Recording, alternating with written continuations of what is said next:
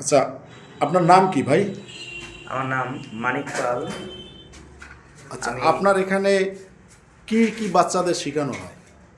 আমাদের এখানে এখানে একটা লেখা আছে যেহেতু বৈজ্ঞানিক পদ্ধতিতে সঙ্গীত শিক্ষা কেন্দ্র, প্রতিষ্ঠানের নাম জি, হলো সপ্তসুর জি, বৈজ্ঞানিক পদ্ধতিতে সঙ্গীত শিক্ষা কেন্দ্র। জি, এখানে অনেকেরই প্রশ্ন যে আসলে বৈজ্ঞানিক পদ্ধতিটা কি, এটা অনেকের মধ্যে প্রশ্ন আসে। জি, কিন্তু প্রশ্ন হলো যে আসলে সব কিছুই বিজ্ঞান। বিজ্ঞান মানে একটা বিশেষ পদ্ধতি।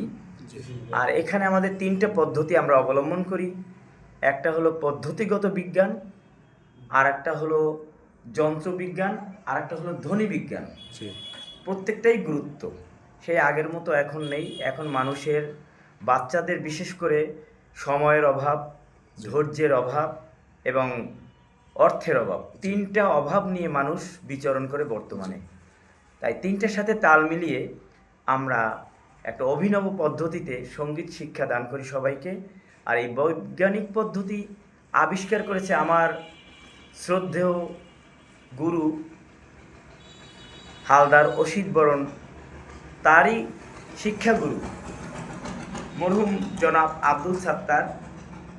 উনি নজরুল সঙ্গীত গবেষক এবং বাংলাদেশ টেলিভিশনের একজন সঙ্গীত পরিচালক। উনি অনেক বছর গবেষণা করে এই পদ্ধতি আবিষ্কার করেছেন। আমরা এই বৈজ্ঞানিক পদ্ধতি ওনার কাছ থেকেই ধারণা নিয়েছি। নেয়ার পর থেকে এই বিষয়টাকে আমরা চালু করেছি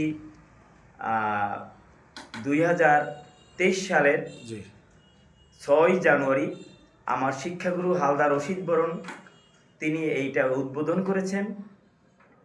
আর এখন আধুনিক একটা অভিনব পদ্ধতিতে আমরা বাচ্চাদেরকে শিক্ষা দান জি, করতেছি।